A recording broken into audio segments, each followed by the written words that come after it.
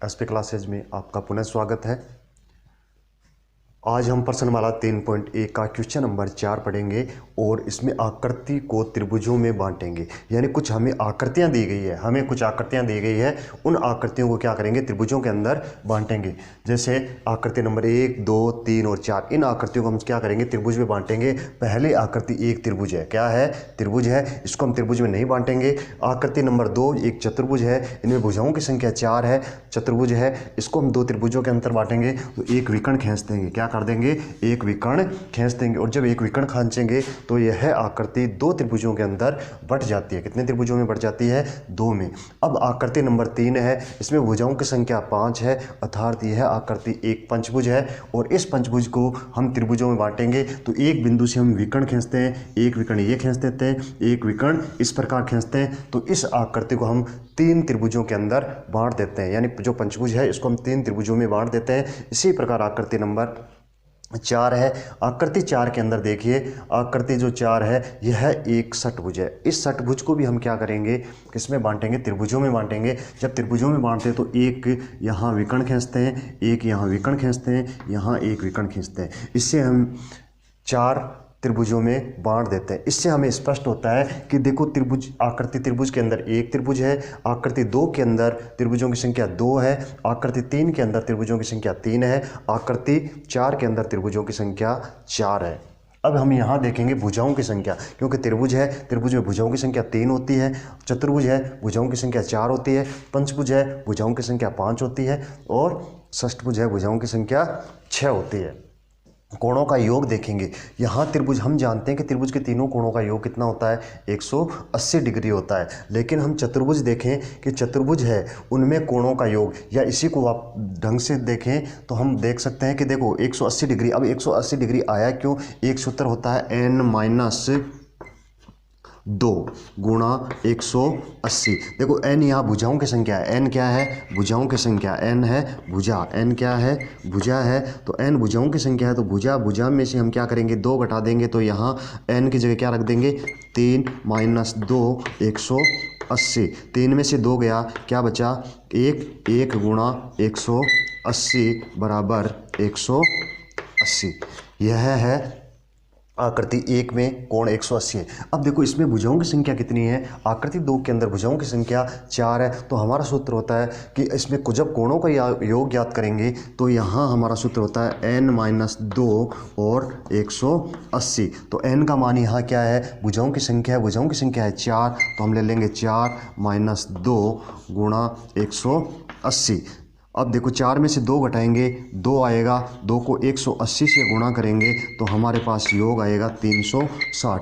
यानी एक चतुर्भुज के सभी कोणों का जो योग होगा वो कितना होगा, 360 होगा। अब एक पंचभुज लेते हैं, क्या लेते हैं, पंचभुज। अब पंचभुज में आकृति में भुजाएं हैं 5। अब पंचभुज के सभी कोणों का योग जब हम ज्ञात करते हैं तो यहाँ हमारा सूत्र है n-2 गुणा 180। देखो n यहाँ भुजाओं की संख्या है, इसमें भुजा कितनी है, 5 है, तो हम यहाँ लिख लेंगे 5 - 2 गुणा 180। 5 में से 2 घटाएंगे, 3 गुणा 180 बराबर, इनको गुणा करेंगे तो यहाँ आ जाएगा 540 डिग्री। यानी इन सब के अंदर कोणों का योग, इसमें 180 डिग्री आएगा, इसमें 360 डिग्री आएगा, इसमें 540 डिग्री आएगा।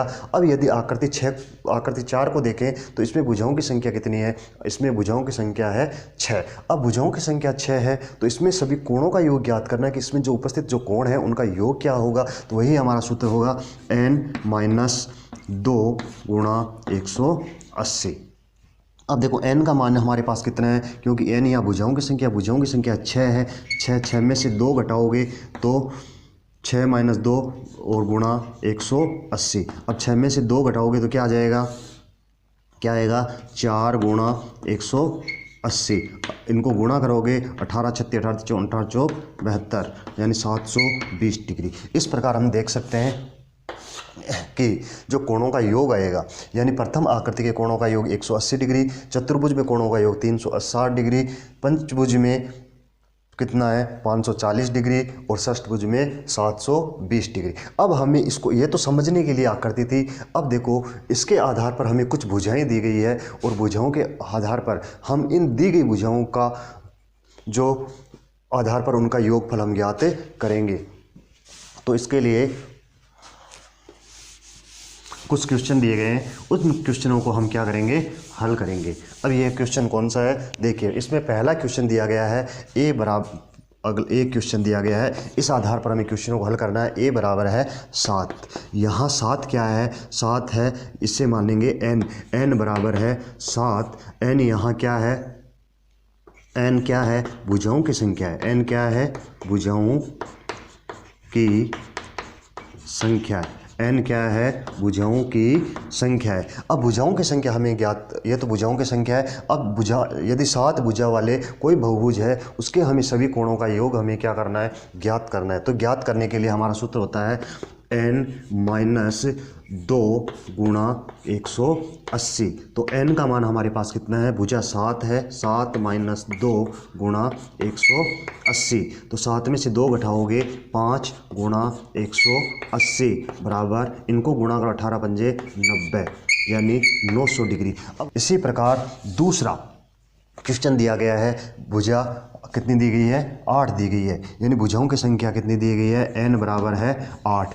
यहाँ n क्या है, n है भुजाओं की संख्या, n क्या है, भुजाओं की संख्या, n क्या है, भुजाओं की संख्या है। भुजा 8 दे रखी है, n यहाँ n बराबर 8 माना, और n यहाँ भुजाओं की संख्या है। तो अब यदि कोई ऐसा बहुभुज जिसमें क्या हो, 8 भुजाएं हो, उनके सभी कोणों का योग हमें क्या करना है, ज्ञात करना है। और उन सभी 8 भुजाओं का योग ज्ञात करने के लिए हमारा सूत्र होगा n-2 180। n यहाँ भुजाओं की संख्या है, तो n की जगह रख देंगे 8 माइनस 2 180। 8 में से 2 घटाओगे 6 गुणा 180, इनको हल करोगे तो कितना आ जाएगा, गुणा कर लो 18 को, 180 को 6 से कर लो, 18 के 108, कितना हो गया, 1080 डिग्री। यानी ऐसा कोई बहुभुज जिनमें भुजाओं की संख्या 8 हो, उनके सभी कोणों का योग होगा वो 1080 होगा। अब है हमारे पास भुजाओं की संख्या 10 है। अगला हम हल करते हैं, अगला है उसको हम हल करते हैं जिसमें भुजाओं की संख्या कितनी दी गई है, भुजाओं की संख्या दी गई है 10। यानी इसका सी क्वेश्चन है वो है, भुजाओं की संख्या कितनी दे रखी है, 8 दे रखी है, भुजा कितनी है, 10 दे रखी है, भुजाओं की संख्या है 10 है। तो हम मानेंगे n बराबर कितना है, 10 है, और यहाँ n क्या है, भुजाओं की संख्या, n क्या है, भुजाओं की संख्या, n यहाँ भुजाओं की संख्या है। तो अब 10 भुजाओं वाले, यदि 10 भुजाओं वाला कोई बहुभुज है, उस बहुभुज के सभी कोणों का योग हमें ज्ञात करना है। यदि कोई 10 भुजाओं वाला बहुभुज है, उनके सभी कोणों का हमें योग ज्ञात करना है। तो हमें ज्ञात करने के लिए हमारा इसमें सूत्र होता है n-2 गुणा 180। यहाँ n का मान कितना है, 10 है, तो यहाँ रख दो 10 माइनस 2 गुणा 180 बराबर, 10 में से 2 घटाओ 8 गुणा 180, इनको गुणा करोगे तो 1440 डिग्री आएगा। यानी 1440, 180 को जब 8 से गुना करोगे तो 1440 डिग्री बनेगा।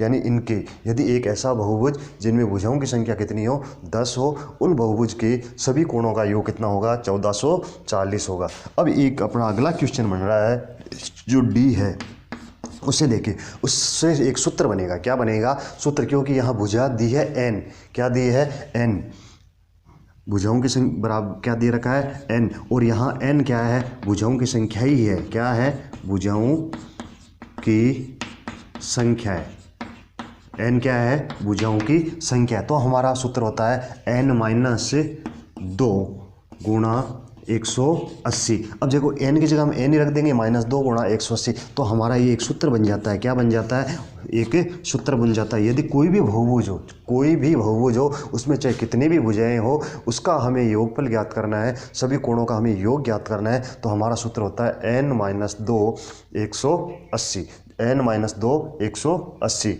उससे हम किसी भी बहुभुज के सभी कोणों का योग ज्ञात कर सकते हैं।